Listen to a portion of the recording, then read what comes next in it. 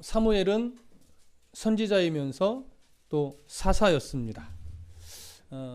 지금까지 이스라엘을 다스려 온 것은 바로 사사이면서 또한 선지자였던 그런 사무엘이었죠. 이것은 사무엘이 어떤 개인적인 권세, 개인적인 어떤 능력 이런 것으로 다스렸다는 것이 아니라 결국은 하나님의 말씀으로 다스렸다라고 하는 그런 의미가 됩니다. 그러니까 하나님의 말씀이 이스라엘을 계속해서 다스려 온 것이죠. 그런데 이제 그 시대가 정리가 되고 길갈에서 사울이 왕으로 즉위를 했습니다. 그동안 나누었듯이 이제 사사 시대가 끝나고 왕정 시대가 시작이 된 것이죠. 오늘 이 본문의 시점은 이러한 사사로서의 사무엘이 이제 은퇴를 하고, 말하자면 사사로서는 고별 설교를 하는 겁니다. 사사로서 은퇴를 하고 고별 설교를 한다고 할 때 이것은 이게 사무엘 자체가 아예 은퇴를 하는 것을 말하는 것은 아니고 선지자로서의 역할은 아직도 여전히 남아 있는 겁니다. 하나님이 말씀을 주시면 그 말씀을 또 필요한 자들에게 전해야 되는 거죠. 때로는 때로는 왕이 잘못했을 때는 그 하나님의 권위를 가지고 그 잘못을 지적하고 책망까지도 해야 되는 것입니다. 그래서 나라를 다스리는 정치적 권한은 이제 사무엘에게서 사울로 넘어갔습니다. 그러나 이 백성들을 말씀으로 다스리고 하나님의 권위로 책망할 것을 책망하는 이 역할은 아직 선지자로서 사무엘에게 남아 있는 것이죠. 그래서 이런 부분들을 이제 사무엘이 고별 설교를 통해서 때로는 또 선지자적인 역할로 오늘 책망하는 내용까지도 담겨 있습니다. 이 부분을 살펴볼 것입니다. 자, 1절과 2절 함께 읽겠습니다. 시작. 사무엘이 온 이스라엘에게 이르되 보라, 너희가 내게 한 말을 내가 다 듣고 너희 위에 왕을 세웠더니 이제 왕이 너희 앞에 출입하느니라. 보라, 나는 늙어 머리가 휘어졌고 내 아들들도 너희와 함께 있느니라. 내가 어려서부터 오늘까지 너희 앞에 출입하였거니와. 사무엘이 지금 이제 자신의 통치권을 내려놓으면서 고별 설교를 하는 이 시작점에서 지금 시작된 사울의 통치, 그리고 이제 통치권을 내려놓게 된 이 사무엘의 이 통치를 대조를 하면서 설명을 합니다. 우선 2절 앞에 보면 이제 왕이 너희 앞에 출입하느니라 이렇게 말합니다. 여기서 출입한다라고 하는 것이 이제 공식적인 역할을 수행한다라고 하는 거예요. 그래서 사울이 너희 앞에 출입한다는 건 뭐예요? 이제 왕으로서 너희 앞에서 공적 업무를 이제 사울이 시작하게 되었다, 이 얘기를 하는 거죠. 그리고 2절 끝머리에 보면 내가 어려서부터 오늘까지 너희 앞에 출입하였거니와 이렇게 말합니다.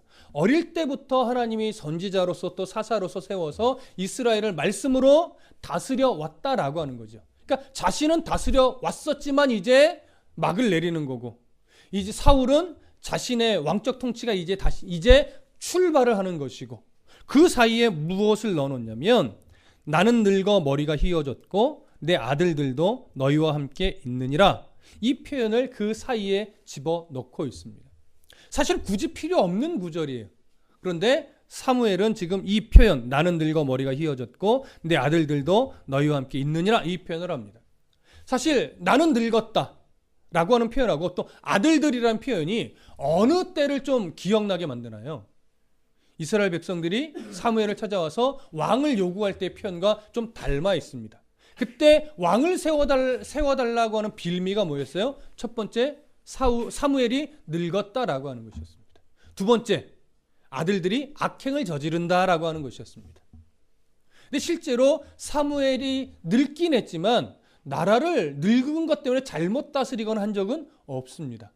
그리고 아들들이 악행을 분명히 저질렀지만 이스라엘 전체에 대한 것이 아니라 극히 일부분 지방에서였고, 또 다른 어떤 기록에 의하면 그때 악행을 저질렀던 것이 사울의 아들들이 그것을 회개하고 돌이켜서 정신을 차렸다라고 하는 기록이 성경 외의 기록에 있으니 참고만 할 수 있는 거죠. 그것이 정확하다라고 말할 수는 없지만, 그래서 현재 이 사무엘이 늙었고 아들들이 여기 있다라고 하는 것은 어떤 의미로 지금 어떤 이유로 쓴 것으로 여겨지냐면, 너희들이 왕을 세워달라고 해서 왕을 세웠고 지금 그 왕이 너희들로서 공적 업무를 수행하게 됐는데 실제적으로 그 왕이 세워진 것이 내가 늙었기 때문도 아니고 아들들이 악행을 저질러서도 사실은 아니다라고 하는 것을 살며시 드러내는 거죠. 그러면서 이제 뒤에 이제 그것에 대한 이야기가 진행될 텐데 이런 것들을 이야기하기 위한 어떤 발판으로서 이제 왕이 세워졌다. 나는 이제 왕권을 그러니까 통치권을 내려놓는다. 그리고 왕이 세워졌지만 여전히 나는 늙었지만 내 아들들은 여기 있는 것처럼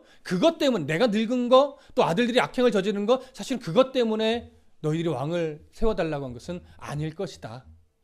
그것에 대해서 내가 이제 이야기를 하겠다. 이런 뉘앙스가 이 1, 2절 안에 담겨 있는 거죠. 자, 그러면 이제 3절을 읽어보겠습니다. 3절 함께 읽습니다. 시작. 내가 여기 있나니 여호와 앞과 그의 기름 부음을 받은 자 앞에서 내게 대하여 증언하라. 내가 누구의 소를 빼앗았느냐? 누구의 나귀를 빼앗았느냐? 누구를 압제하였느냐? 내 눈을 흐리게 하는 뇌물을 누구의 손에서 받았느냐? 그리하였으면 내가 그것을 너희에게 갚으리라 하니. 자, 내가 여기 있나이다라고 하는 표현을 조금 주목해서 보실 필요가 있습니다. 3절의 시작에 보면 내가 여기 있나니 이렇게 시작을 하는데 내가 여기 있나니라고 하는 이 표현은요. 법정에 말하자면 피고인을 세우는 거예요. 그래서 법정에 피고인처럼 사무엘 자신이 백성들 앞에 서는 겁니다. 그래서 내가 잘못한 것이 있으면 나에 대해서 고발을 하라고 하는 거죠. 그러면서 증인으로 누구를 세우냐면 온 우주의 왕이신 여호와 하나님. 그리고 현재 이스라엘의 왕인 사울을 왕으로 증인으로 딱 세워놓고 이들 앞에서 내가 잘못한 것이 있다면 너희들이 고발을 해라 이 얘기를 하는 거예요. 그래서 5가지를 제시하는데 그것이 뭐냐면 내가 누구의 소를 빼앗았느냐, 누구의 나귀를 빼앗았느냐, 누구를 속였느냐, 누구를 압제하였느냐, 내 눈을 흐리게 하는 뇌물을 누구의 손에서 받았느냐. 이 5가지의 질문을 던집니다. 이 5가지는 기본적으로 이런 겁니다. 어떤 권세를 가진 자가 그 권세를 등에 업고 저지를 수 있는 악행의 대표적인 예예요. 무슨 말씀인지 이해되시죠? 이걸 조금 더 다른 정치적인 시각으로 보면 이방의 왕들이 주로 백성들을 압제하며 저질렀던 그 악행의 대표적인 예들입니다. 이런 것들을 이방의 왕들은 행해왔고 이런 일들이 왕이 세워지면 이런 일을 행할 수 있으니 너희들은 왕을 세우는 것이 꼭 옳은 것은 아니다라고 지적했던 내용 중에 하나예요. 그러니까 사울이 앞으로 이런 일을 행할 수도 있을까요? 없을까요? 행할 수도 있죠. 그러니까 이 이야기는 백성들 앞에서 자기 자신을 빗대어 이야기하지만 한편으로는 사울이 앞으로 이런 짓을 하면 된다 안 된다? 안 된다라고 하는 의미도 한편으로는 담겨 있는 거죠. 그래서 내가 이런 악행을 저지른 적이 있으면 고발해라 이거예요. 그러면 내가 다 율법 안에서 율법이 정해진 대로 다 정직하게 갚겠다. 이 얘기를 지금 사무엘이 백성들 앞에서 하고 있는 겁니다. 자, 그럼 백성들은 어떤 반응을 보였는가? 4절과 5절을 읽겠습니다. 시작. 그들이 이르되 당신이 우리를 속이지 아니하였고 압제하지 아니하였고 누구의 손에서든지 아무것도 빼앗은 것이 없나이다 하니라. 사무엘이 백성에게 이르되 너희가 내 손에서 아무것도 찾아낸 것이 없음을 여호와께서 너희에게 대하여 증언하시며 그의 기름 부음을 받은 자도 오늘 증언하느니라 하니 그들이 이르되 그가 증언하시나이다 하니라. 사무엘의 이 5가지의 물음 앞에서 백성들이 좀 즉각적으로 어떤 반응을 해요? 당신이 우리를 속이지 아니하였습니다. 압제한 적도 없습니다. 누구의 손에서 아무것도 빼앗은 것이 없습니다. 사실은 거의 주저하지 않고 즉각적으로 그렇게 반응한 겁니다. 백성들이 이렇게 바로 반응할 정도로 사무엘은 모든 면에서 청렴했었습니다. 그것을 백성들이 여호와 하나님 앞에서 그리고 현재 왕이 된 사울 앞에서 정확하게 증언한 것입니다. 누가 증인이 됐어요? 여호와 하나님이 그 백성들의 말에 증인이 되셨어요. 사울 왕이 백성들의 말에 증인이 되었습니다. 그래서 백성들은 여호와 하나님과 사울 왕이 증인이 되셨습니다. 이렇게 한 번 더 확증하기까지 했죠. 백성들 앞에서 이렇게 자신의 청렴함이 증명된 사울은 이제 자기가 하고 싶은 말을 이제 합니다. 그것이 뭐냐면 자신이 이제 백성들을 하나님 앞에서 뭐 할까요? 고발하는 겁니다. 자신의 청렴함이 증거됐으면 이제 그가 백성들의 잘못을 고발할 자격이 되는 거죠. 그래서 이제 백성들을 소송하는 내용인데 6절부터 8절을 함께 읽겠습니다. 시작. 사무엘이 백성에게 이르되 모세와 아론을 세우시며 너희 조상들을 애굽 땅에서 인도하여 내신 이는 여호와이시니 그런즉 가만히 서 있으라. 여호와께서 너희와 너희 조상들에게 행하신 모든 공의로운 일에 대하여 내가 여호와 앞에서 너희와 담론하리라. 야곱이 애굽에 들어간 후 너희 조상들이 여호와께 부르짖음에 여호와께서 모세와 아론을 보내사 그 두 사람으로 너희 조상들을 애굽에서 인도해 내어 이곳에 살게 하셨으나 7절 끝부분에 이렇게 돼 있죠. 내가 여호와 앞에서 너희와 담론하리라. 이 담론한다는 말이 원어적 의미로 들어가면 소송한다는 이야기예요. 그래서 내가 너희를 하나님 앞에서 소송하겠다. 이런 이야기가 되는 거죠. 그러면 사무엘이 지금 이스라엘 백성들을 소송한다라고 할 때 거기에는 분명히 이유가 있을 건데 어떤 소송이 있느냐? 그 소송을 위해서 사무엘이 꺼낸 이야기가 먼저 이겁니다. 이스라엘의 지난 역사를 회고하는 거예요. 소송을 위해서 먼저 회고하는 내용을 쭉 읊어냅니다. 그것이 뭐냐면 지난 400년간 애굽에서 고통받던 이스라엘 그리고 그들이 하나님 앞에 부르짖음을 듣고 하나님이 모세와 아론을 세워서 이스라엘을 애굽에서 구원시켰다 이거죠. 나가게 했다 이겁니다. 홍해를 건너게 했고 광야에 어떤 여정들을 하나님이 한 40여 년간 인도하셔서 결국은 가나안 땅까지 들어가게 하셨다라고 하는 거죠. 이 모든 과정을 누가 섭리하여 인도하셨다는 거예요? 하나님께서 친히 섭리하여 이 모든 과정을 이끌어 내셨다라고 하는 거예요. 그래서 결국은 가나안 땅까지 들어가게 하신 분이 바로 하나님이시다. 이 부분을 회고하는 겁니다. 또 한 부분을 더 회고하죠. 9절부터 11절입니다. 함께 읽어보겠습니다. 9절부터 11절 시작. 그들이 그들의 하나님 여호와를 잊은지라 여호와께서 그들을 하솔 군사령관 시스라의 손과 블레셋 사람들의 손과 모압 왕의 손에 넘기셨더니 그들이 저희를 치매 백성이 여호와께 부르짖어 이르되 우리가 여호와를 버리고 바알들과 아스다롯을 섬김으로 범죄하였나이다. 그러하오나 이제 우리를 원수들의 손에서 건져내소서. 그리하시면 우리가 주를 섬기겠나이다 하매 여호와께서 여룻바알과 베단과 입다와 나 사무엘을 보내사 너희를 너희 사방 원수의 손에서 건져내사 너희에게 안전하게 살게 하셨거늘. 구원의 역사를 회고하신 이후에 이제 어떤 부분을 회고하냐면 좀 부정적인 내용으로 연결하죠. 그렇게 들어가게 한 가나안 땅에서 가나안 땅을 정복하게 된 사사시대에 이스라엘이 어떻게 했다고요? 여호와 하나님을 잊었다 이렇게 말합니다. 바로 9절에 나오죠. 그들의 하나님 여호와를 잊은지라. 자, 이들이 사사기를 통해서 우리가 확인했던 내용은 뭐냐면 이들이 여호와 하나님을 잊은 것이 어떤 상황 속에서 실수로 하나님을 잊은 걸까요? 그렇지 않다라고 하는 거예요. 사사기 증언은 뭐냐면 그들이 실수로 하나님을 잊은 것이 아니라 가나안 땅에 들어오면서 목축업을 하던 이스라엘의 생업이 바뀌어요. 뭘로 바뀌죠? 농경으로 바뀌어요. 농사를 짓는 사람들로 바뀌어요. 농사를 짓는 사람들로 바뀌다 보니까 이 농사의 풍요로움과 안정된 삶을 어디서부터 찾기 시작한 거예요? 가나안의 우상들로부터 찾기 시작한 거예요. 그래서 가나안의 우상들로부터 풍요와 안정감을 찾기 위해 하나님을 버리고 가나안의 여러 우상들을 선택했다라고 하는 거예요. 이것이 잊은 거예요. 잠시 까맣게 잊어버린 이런 걸 말하는 것이 아닙니다.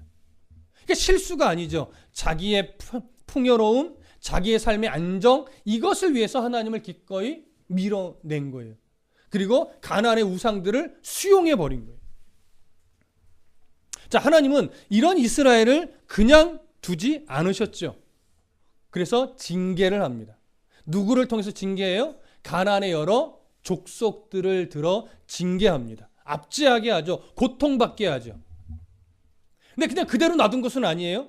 그 과정 속에서 또 부르짖으면 하나님이 사사를 보내어 그들에게 구원의 손길을 베풀어 줍니다. 그것이 반복되어 왔죠. 그러나 부르짖을 때마다 구원해 내신 것은 한 번도 거절하신 적이 없습니다. 그래서 누구의 이름들을 좀 꺼내 놓냐면 11절에 보면 여룻바알, 베단은 정확하게 누군지 모릅니다. 뭐 보편적으로는 이게 바락일 것으로 보기는 해요. 근데 뭐 바락이라는 견해도 있고 입다라는 견해도 있고 뭐 여러 가지 견해가 있지만 보편적으로는 바락으로 봅니다. 그러나 뭐 중요한 건 이게 누구냐가 중요하지는 않습니다. 어쨌든 하나님이 세우신 사사가 있었다라고 하는 것, 또 입다, 또 사무엘, 이런 이름들은 그냥 구원자로서 대표적인 이름들을 썼을 뿐입니다. 근데 문제는 뭐냐면 왜 이 사사를 보내어 하나님이 구원했음을 기록했는가라고 하는 겁니다. 이 사사들에게 어떤 영웅적인 면을 부각시키는 걸까요? 그렇지 않아요. 이들은 모두 굉장히 연약한 자들입니다. 기드온만 해도 사실 우리가 기드온과 300용사 이런 이미지가 있으니까 굉장히 영웅처럼 생각하지만 기드온이 그렇게 영웅적인 인물이 아님을 우리는 사사기 강해를 통해서 정확하게 확인을 했었습니다. 굉장히 겁도 많고 두려움도 많은 이런 인물이지요. 하나님이 이런 인물들의 이름을 거론하게 하신 것은 뭐냐면 하나님이 어떤 분인 줄 아느냐? 이렇게 연약한 자를 들어서도 이방 민족들을 얼마든지 물리쳐서 구원을 이루시는 분이다. 이것을 지금 드러내는 겁니다. 그러니까 그런 하나님의 전능하심 앞에서 하나님을 버리고 이방의 우상들을 수용하면서 풍요를 구했던 이 이스라엘, 그렇게 하나님을 잊었던 이스라엘의 어리석음을 지금 지적하는 거죠. 이런 지난날의 선조들의 어리석음을 회고하는 겁니다. 그럼 이런 회고가 왜 중요할까요? 12절에 이제 그 내용이 나오는 겁니다. 자, 함께 읽어보겠습니다. 12절 시작. 너희가 암몬 자손의 왕 나하스가 너희를 치러옴을 보고 너희의 하나님 여호와께서는 너희의 왕이 되심에도 불구하고 너희가 내게 이르기를 아니라 우리를 다스릴 왕이 있어야 하겠다 하였도다. 지금 이스라엘에게 이 말을 하는 이유는 하나님이 능력이 모자라서 이스라엘을 구원해내지 못하니까 이스라엘이 그런 하나님을 버리고 우상들을 섬겼다? 이런 것이 아님을 또 드러내는 것이고, 또 하나는 뭐냐면 지금 이스라엘 백성들이 왕을 구한 진짜 문제가 뭔지, 원인이 뭔지를 알려주는 겁니다. 처음 이스라엘이 사무엘을 찾아서 왕을 구할 때 빌미는 아까 이야기 나눴듯이 사무엘이 늙었고 아들들이 악행을 저질렀기 때문이라는 것이었습니다. 그러나 실제로는 그게 아닌 거죠. 실제로는 왜 이들이 왕을 구했어요? 이방 나라의 왕정 체제가 부러운 거죠. 근데 그 부러움이 어디서 확 터져 나온 것으로 오늘 성경이 이야기하냐면 암몬 왕 나하스가 쳐들어와서 이스라엘을 괴롭힌 것이 큰 원인이 되어 그 무서움 때문에 이스라엘이 왕을 구하게 되었다, 이런 얘기를 하는 겁니다. 이런 걸 보면 암몬이 이전부터 계속 이스라엘을 좀 힘겹게 했던 것 같기는 해요. 그렇죠? 그럼 보십시오. 이스라엘 백성들이 암몬 왕의 공격을 두려워하면서 왕을 구하게 됐다라고 하는 것은 지금 누구를 전혀 신뢰하지 못하고 있는 거예요? 하나님을 전혀 신뢰하지 못하게 된 거예요. 그런데 실제로 하나님을 신뢰하지 못할 만한 큰 사건이 있었나요? 실제로는 사건이 없었단 말이에요. 그것이 뭘로 증명이 돼요? 하나님은 이스라엘 역사 속에서 한 번도 이스라엘을 그냥 버리신 적이 없으며 이스라엘이 잘못했을 때는 징계했지만 부르짖었을 때는 언제든지 사사를 보내 구원해 내셨다라고 하는 이 역사적 회고의 하나의 중요한 근거가 되는 것이고, 또 하나는 뭐예요? 사무엘이 한 번도 이스라엘을 그 옳지 않은 방법으로 다스린 적이 없었다 이거죠. 그래서 바르게 하나님의 뜻 안에서 이스라엘을 다스려 왔고 이스라엘은 그로 인해서 늘 평안의 시대를 살았는데 너희들은 그 두 가지 하나님의 역사 속에 배어 있는 그 전능하신 하나님의 모습과 사무엘을 통해서 안정되게 이스라엘을 다스려 온 이 두 가지 사실로 인해서 만족하지 못하고 화려해 보이고 뭔가 강해 보이는 이방의 왕정 체제를 부러워했고, 그 한 나라가 쳐들어와서 공격하는 그 어려움으로 인해서 하나님의 지키심과 보호하심을 간과하고 왕을 구했다 이거죠. 그것이 얼마나 큰 어리석음인지 앞에서도 몇 차례 했지만 지금 다시 한번 지적을 하는 거예요. 왜냐하면 너희들은 내가 몇 차례 경고를 했고 하나님의 뜻을 전했지만 너희들의 완고함으로 결국은 왕이 세워졌다 이거죠. 그러니까 지금 이 지적을 하는 건 어떻게 보면 마지막 기회를 주는 걸 수도 있고, 아니면 그렇게 너희들의 어리석음으로 세워졌으니 사울도 그렇고 너희들도 그렇고 이미 세워진 왕정체제를 하나님 앞에서 바르게 이끌어 가라는 거죠. 우리가 이전에도 나누었지만 하나님은 왕정체제 자체를 반대하는 게 아니었어요. 지금 왕정체제를 요구한 이 원인과 시기가 옳지 않음을 지적한 거예요. 무슨 말씀인지 이해되시죠? 그걸 수차례 지적했어요. 그러니까 사실은 이스라엘은 그러면 기다리겠습니다. 우리가 하나님의 때가 될 때까지 지금 이 체제를 유지하면서 하나님 때가 되면 필요한 왕을 세워주십시오. 이렇게 갔어야 되는데 그러지 않고 아닙니다. 그래도 주십시오. 아닙니다. 그래도 주십시오. 이렇게 되는 거죠. 그것을 어떻게 돼요? 지금 12절에 정확하게 이야기하잖아요. 너희가 암몬 자손의 왕 나하스가 너희를 치러옴을 보고 너희의 하나님 여호와께서는 너희의 왕이 되심에도 불구하고 너희가 내게 이르기를 아니라 우리를 다스릴 왕이 있어야 하겠다 하였도다. 여전히 하나님은 애굽에서 이스라엘을 탈출시킬 때, 아니 구원해 내실 때부터 이미 왕이셨다 이거죠. 광야의 여정을 걷는 그 40여 년의 기간 속에서도 여전히 왕이셨다 이거죠. 가나안 땅을 정복하게 하는 그때도 여전히 왕이셨다 이거죠. 한 번도 이스라엘을 버린 적이 없는 하나님이시고 한 번도 이스라엘을 외면하신 적이 없는 왕이셨다 이거죠. 근데 그런 왕을 너희들의 어리석음과 때로는 너희들의 욕심으로 그 왕을 거절하고 너희들 구미에 맞는 왕을 세워달라는 어리석은 외침을 했고 하나님은 그것마저도 들어주셨다 이거예요. 그러니 이제 어떻게 할래? 왕정체제를 이방의 왕처럼 하나님을 외면하는 왕정체제로 끌어갈래? 아니면 진짜 왕은 하나님이시고 그 밑에 왕의 다스림을 대리하는 왕으로서 사울이 온전하게 세워지고 그 왕을 따라 하나님 아래서 백성으로 살아가는 그런 이스라엘이 될래? 지금 이 얘기를 하고 있는 겁니다. 여러분, 오늘날 우리들도 동일하죠. 여러분, 인생을 살면서, 아니 요즘 최근에 하루하루의 삶을 살아가면서 누가 제일 부러우십니까? 어떤 사람이 제일 부러우십니까? 좀 나름 윤택하게 사는 사람이 부럽습니까? 아니면 정말 깊은 하나님에 대한 신뢰를 가지고 사는 사람이 부럽습니까? 윤택하면서도 깊은 신뢰를 가지고 살아가는 그런 사람이 부럽죠? 여러분들이 되십시오. 네. 그런데 윤택한데 신앙은 없어. 근데 그런 사람이 안 부러워야 되는 건 아는데 자꾸 마음이 부러워져. 그건 뭐예요? 우리의 유혹 앞에 놓이는 거죠. 좀 없어도 하나님을 정말 신뢰함으로 지치지 않고 낙심하지 않고 살아가는 그 사람이 부러워야 되는데 우리는 그 사람은 그냥 신앙이 좋은 사람 이렇게 이야기해요. 그냥 신앙이 좋은 사람이에요. 근데 부럽기는 누가 부러워요? 윤택한 사람이 부러워요. 그게 우리가 아직 넘어서지 못한 한계죠. 근데 그것을 우리가 이겨내는 싸움을 안 하면 여전히 왕이신 하나님을 우리는 잘 인정하지 않는 삶인 거예요, 결국은. 그렇죠? 누구를 정말 부러워하실 겁니까? 여러분들이 정말 부러워해야 될 대상을 잘 찾아보십시오. 내가 정말 부러워해야 될 대상이 누구인가? 옆집에 그 교회도 안 다니는데 너무 하는 일마다 잘 되는 그런 사람이 부러움의 대상이 아니라는 것, 이런 가슴에 꼭 새기고, 진짜 부러워야 될 사람은 하나님 말씀 앞에 심지가 견고하게 서 있는 그 사람. 어떤 요동에도 웬만하면 흔들리지 않고 정말 하나님의 사람으로 살아가는 그 일에 늘 충성된 사람. 이건 교회 많이 가고 봉사 많이 하고 이런 차원의 문제가 아니에요. 그걸 이야기하는 것이 아니라 하나님 앞에 심지를 깊게 뿌리내려 있는 그런 사람을 정말 부러워하실 수 있어야 됩니다.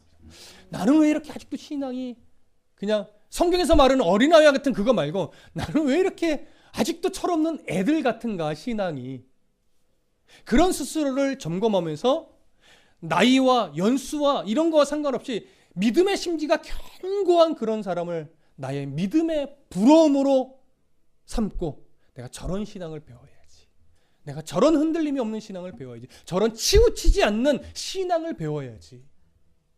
그래서 왕 되신 하나님을 내가 분명하게 인정하면서 나도 저런 심지가 있는 사람인데, 하나님이 나를 저런 굳은 사람으로 삼으셨는데 나는 왜 자꾸 이런 굳은 심지를 내 스스로가 자꾸 뽑아서 엉뚱한 걸 부러워하고 엉뚱한 걸 좋아하는 이런 모습을 아직도 버리지 못했을까? 이런 스스로의 책망을 계속 하셔야 되는 거예요.